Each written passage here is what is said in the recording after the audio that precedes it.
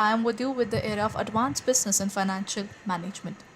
Okay, so here comes another set of questions for you. That is for 80 days, 80 classes. Okay, here comes the first question, everyone. The first question, just don't go with the number there, it's just a mistake there. The capital structure implies that the plus the reserves and surplus plus the long term borrowings, or share capital plus the long term as well as the short term debts, or is it share capital plus the long term debts, or is it equity and preference share capital? Okay, so when we talk about this, that is a capital structure, this means the way the organization is keeping its invested money. That means which they are debt as well as their equity. So, in this case, the correct answer would be what? The correct answer would be the share capital plus the reserves plus the long term debts. That means we are keeping an eye on the debt as well as the equity of the organization. But as per the concept, what we do here is that when we are calculating it, the equity would be basically owners' funds and the debt would be only and only long term. No short term is added in this area. Right?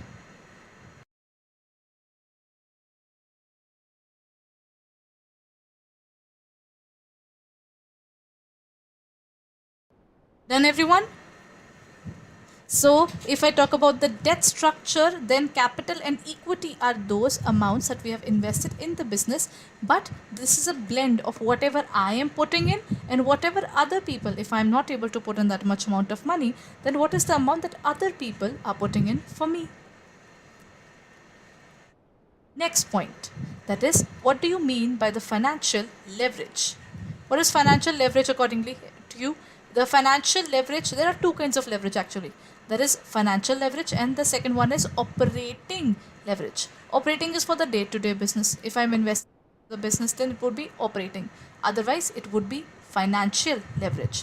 Financial leverage can be stated as something that involves the, what do you mean by leverage, everyone? That means we are giving some kind of power to the business. Now that particular thing is called leverage. So in this case, what would be the answer according to you? Is it EBIT upon EAT, that is earning before interest as well as tax divided by earnings after tax, or EBIT upon EBT, earnings before tax, or earnings after interest and tax and earnings before tax, or this is basically contribution divided by EBIT? According to you, what is the correct answer?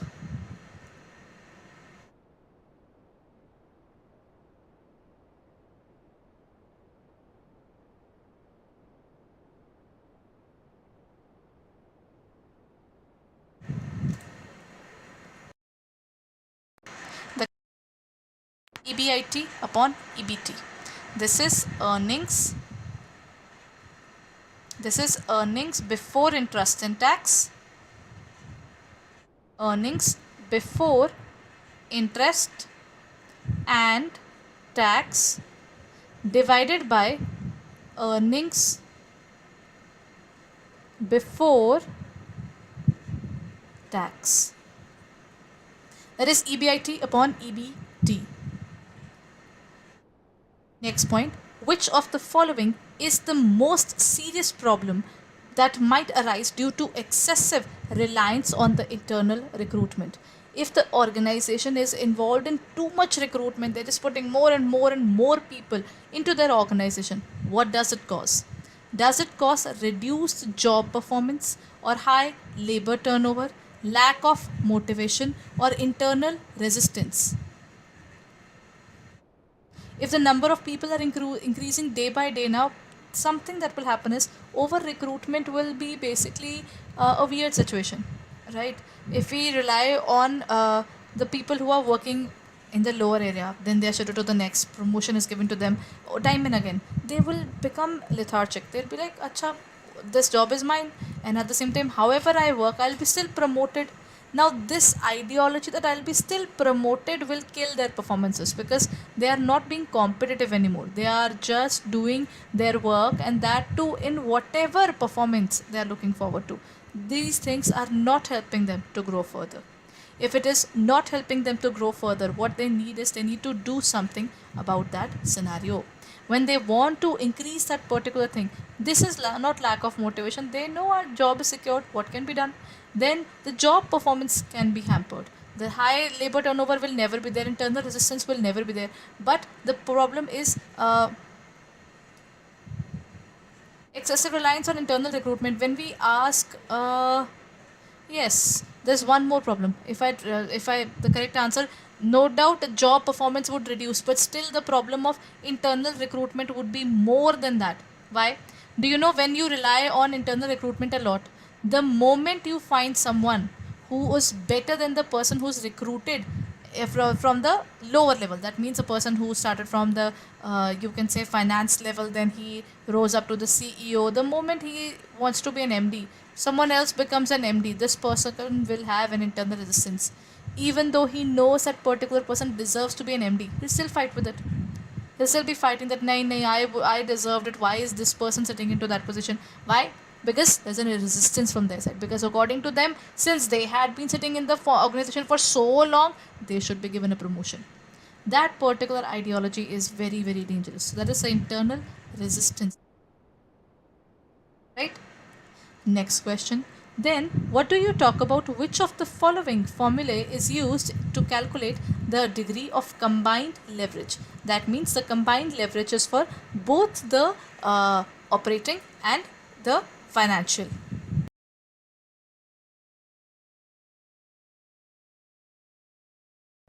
Is it percentage change of EBT divided by percentage change of EBIT, or percentage change of EPS divided by percentage change of sales, or percentage change of EBIT upon percentage change in sales, or none of the above?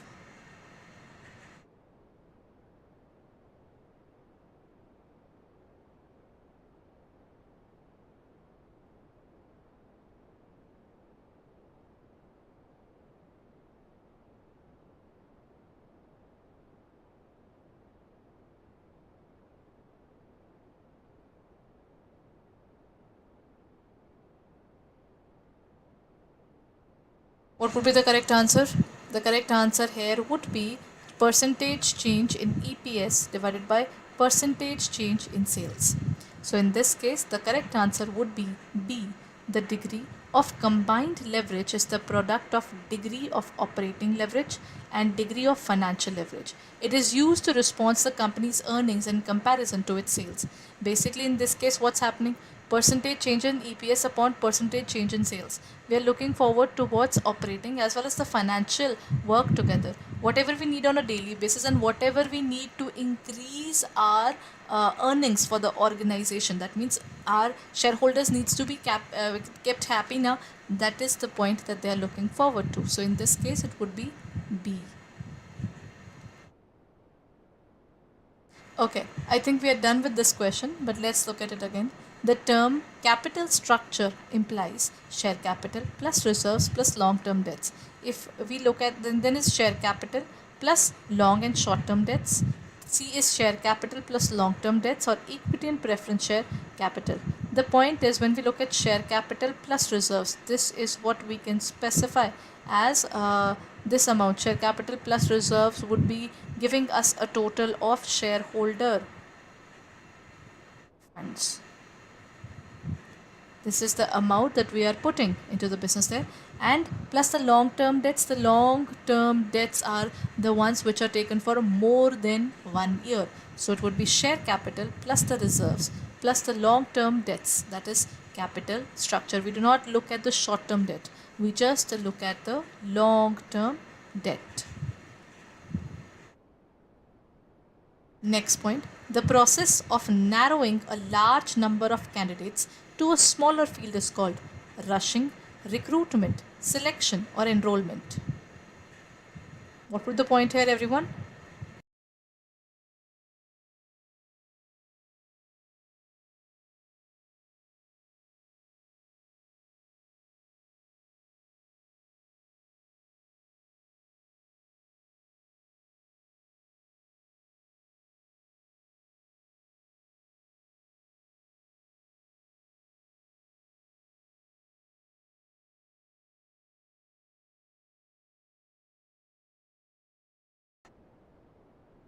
the process of narrowing in a large number of candidates. That means we would have seen Mr. N, Mr. IX, Mr. Y, Mr. Z. We're looking at so many people out there now. Then we'll be looking forward to only a limited number of people. From these, we'll be selecting the one who should be there into the post there that we're talking about. So that would be selection.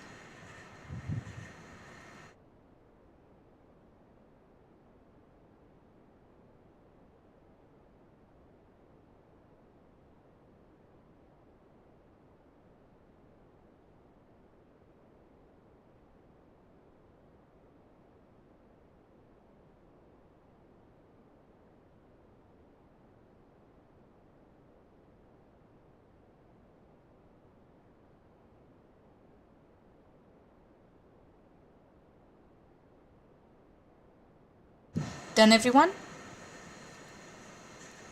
The correct answer here would be selection. Why?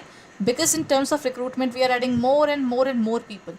And then selection says, no, no, this particular person should not be chosen. That particular person should not be chosen. We are removing the number of people who are not desirable to us, right? So in this case, it will come out to be selection. Next point, one can be sure about the future course of actions by making good plans. Reasoning, planning brings certainty in future course of actions of an organization. First, reasoning is correct, but A is not correct.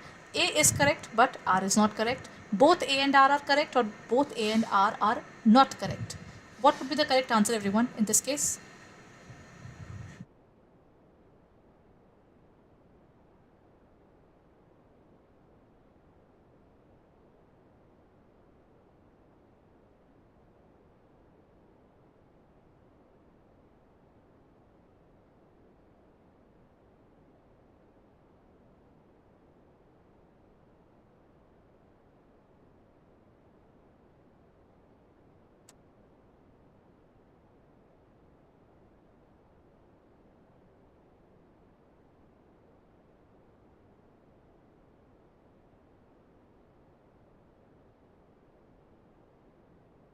In this case, the correct answer is whenever we decide the first thing, that is important. That means reason is correct, but the assertion is not correct.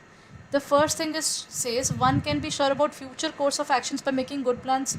Plans we can have, this is what I want, this is what I don't want, but those things are there. But the point is the future course of action cannot be determined on this basis, right? And since the future course of action can vary when the plans fail, whenever there is a basic dynamic situation there, the best plans can fail. So that doesn't allow us to look forward to, but it brings a certainty. For example, if I decide, nay, today I'll be doing this, nay, today I'll be doing that, I'll be leaving everything else, I'm just focusing on this. This is my plan now. This is what I look forward to, right? So in this case, the correct answer is that planning, it doesn't bring certainty, but it can give a particular feeling that yes, this is what I'll be doing in future. Next point, what does a high payout ratio indicate? Does this mean I've got good amount of money, or the management is not plowing back enough profit, or the management is plowing back enough profit, or the company is earning high profit?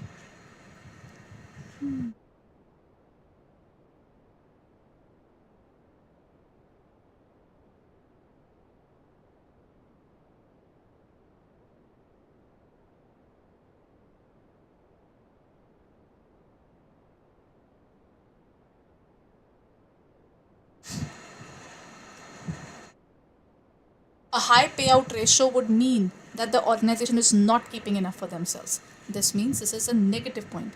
The management is not plowing back their profits. They are not putting back the money they have. So this is a negative point rather than being a positive point, because the organization is not keeping even a single penny for themselves. That is not good for them now. How will they grow further now? To grow further, they need to keep the money with themselves, right? So it's a negative point. The management is not plowing back its profit. High payout ratio means if you are earning 10 rupees, you are giving 8 rupees. Why are you just saving those rupees too now? It's of no use. You need to save more. In order to have more money for your future, you'll have to save more. Isn't it?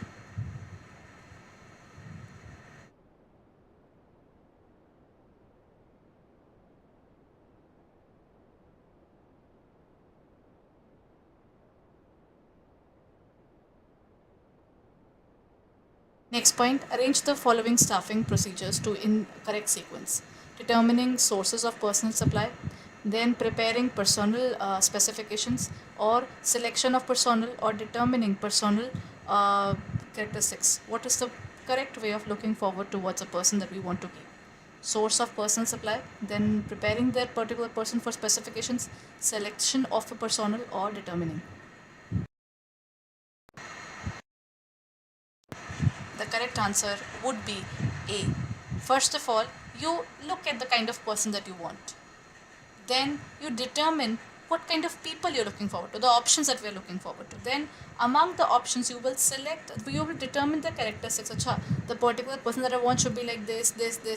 Then you will look forward to that particular characteristics, and then based upon whatever you want, you will decide the fourth level, selection of the person that should be chosen by you. Right? Next question.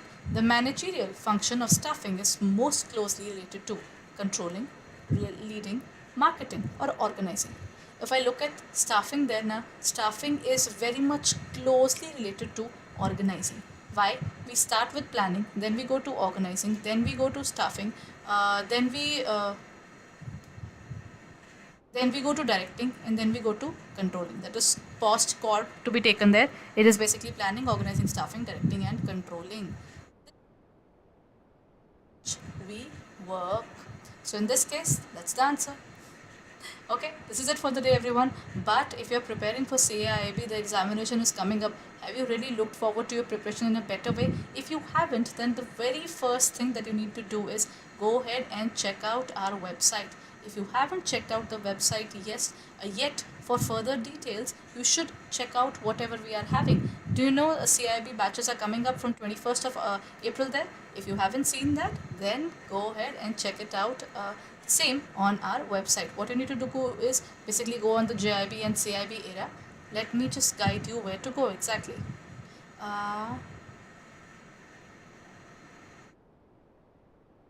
You have to go onto our website, that is www.adda247. Go onto the area of JIB and CIB. Just go onto the CIB 2023. Here you will find all the details of the upcoming batch that is starting there. This is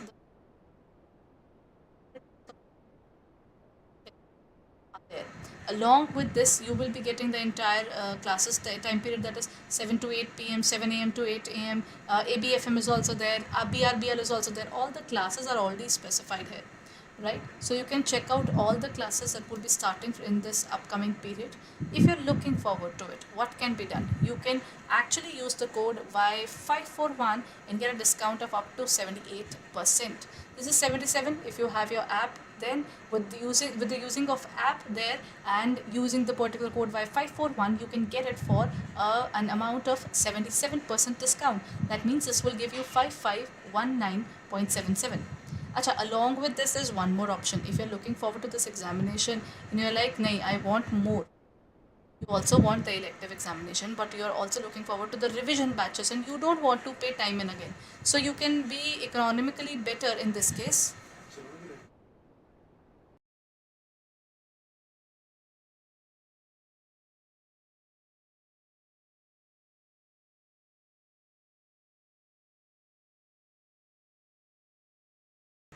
Okay, so in this case, what you can do is you can go into the JIB and CIB Kamaha pack.